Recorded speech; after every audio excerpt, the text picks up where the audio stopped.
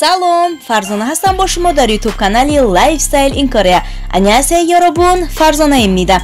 Хуш омадед ба канали оилавии мо.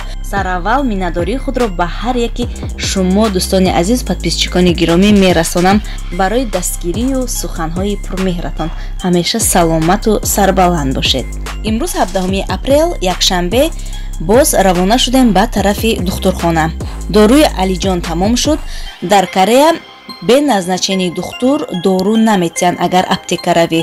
ғайр аз доруҳое ки обезболивающие, яъне дардро кун мекунанд. доруи гӯшдарду дандондарду дигару дигар, яъне дардро кун мекунад. баъдан боз баъди чанд соат боз дард авҷ мегирад. яъне шумо агар дар ҳолати ногувор қарор дошта бошед, яъне рӯзҳои истироҳат бошад, ба духтур рафтан натавонистед, метавонед ки аз ана ҳамин доруҳо истифода баред, аз аптека харида метавонед. баъдан боз доруҳо барои грипп ҳастанд, лекин на он қадар фоида мекунанд. аз ҳамин сабаб дар Корея ҳама мардумаш вақте ки бемор мешаванд ҳатман ки аввал духтур мераванд, аз духтур дору мегиранд. дар Корея на тӯли чанд сол шуд кӯдако вақте бемор мешаванд больница мебарем, танҳо дору ба муддати 3 рӯз медиҳанд. доруро метиҳанд, мегӯянд ки кӯдакро бинед вазъияташ чӣ хел мешавад. агар нақс шуд баъдан боз биёен доруи аз он боз анамун дозаш пастарро медиҳем, яъне ки штоби зарар накунада ана ҳамин тавр мекунанд, на танҳо ба кӯдакон, ба калонсолон низ.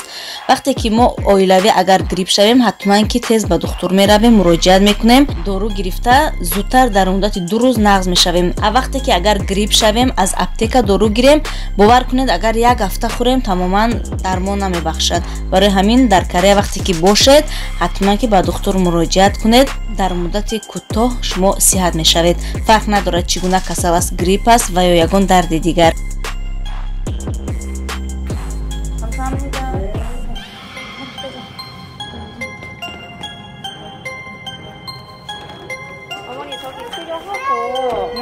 여기 주사실 앞에 들어가면 돼요. 주사실이요? 네, 여기. 네, 알겠어요. 네.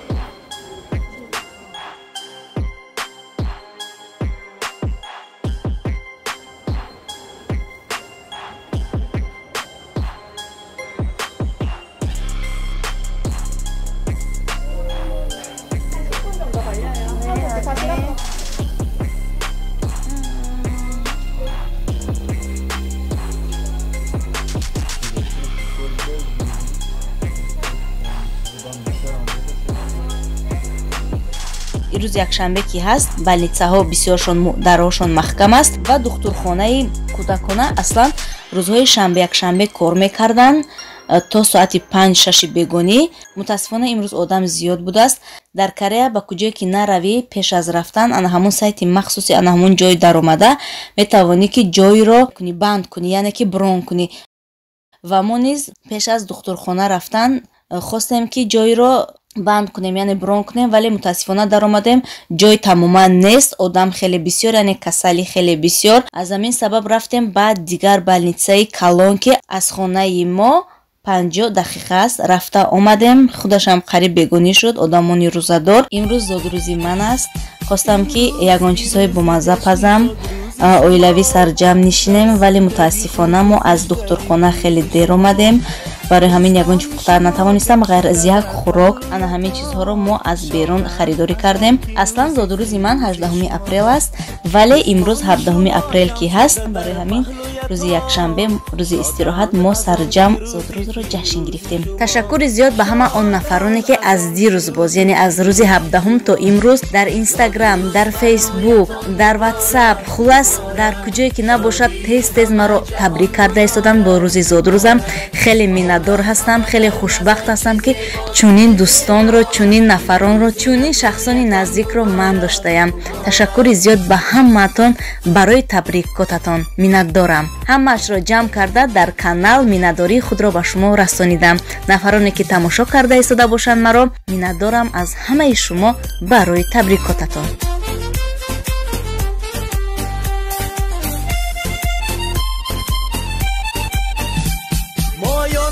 دل شادم از غم همه آزادم مایان همه دل شادم از غم همه آزادم تبریکی شما گویم از بزم و طرب شادم تبریکی شما گویم از بزم و طرب شادم صد روز برایتان مبارک مبارک شادی همه جهان مبارک مبارک عالم همه در نظر چی زیباست چی زیباست این روز نگویتان مبارک مبارک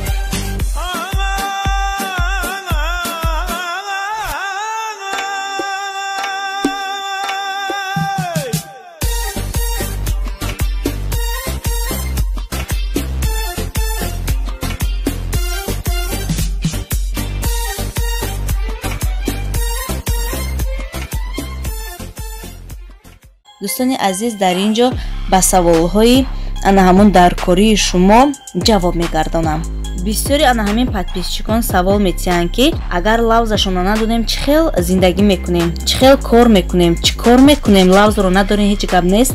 دوستان عزیز اپا خواهران اکا و دادران همین چیز رو دانید که زبان رو وقتی که روید همون زبان همون دولت رو ندونید مشکل نیست با شما حتما که باید دانید ندونید مشکل است نه فقط در کار در همین راهی که شما میبرید سیر و گشت میروید یا اینکه به مغازین میروید با کجایی که نباشد زبان رو شما ندونید مشکل است که برای همین کمی هم نباشد اقلا همین سلام علیک همون سرشویش نچینهش اقلا شما یاد گیرین برای خودتان برای فایده خودتان که عذاب نکشین. شخصی که زبان رو میداند قدری وی تماما بود دیگر است.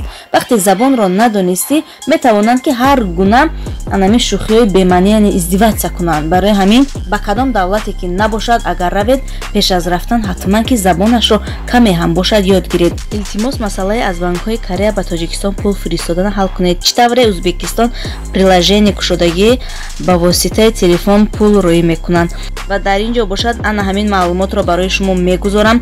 اکنون شما میتوانید تنها از های بالا ذکر شده انتقال پول گیرید. مرحمت استفاده برید.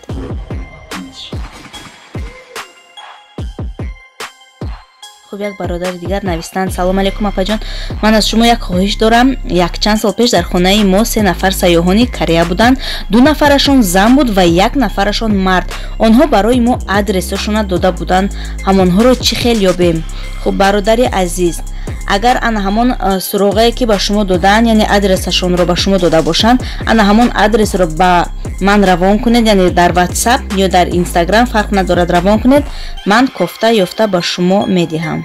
یک اپا سوال دادیان که نفرانی که برنامه های کانال رو تماشا میکنند الکی میدونند که من در سرشوی برنامه در اولی برنامه با زبانی کریگی گپ میزنم بعدا در آخری برنامه باز با زبانی کریگی گپ میزنم و این رو این اپای عزیز اهمیت دادن و اینترس نشده شده پرسیدن. در سرشوی برنامه سلام علیک میکنم یعنی سلام میدهم فرزانه گفته خود را شناس کرده بعدا در آخری برنامه خیر و خوش میکنم یعنی خیر نغز مانید تا برنامه آینده. این بود همه جواب ها با سوال های داده شده شما. در اینجا باشد با شما خیر و خوش میکنم. در پناه خدا باشید. خداوند نگهبانتان تا برنامه آینده سربلند و خانه آباد باشید. یارابون تا من نیا انیان.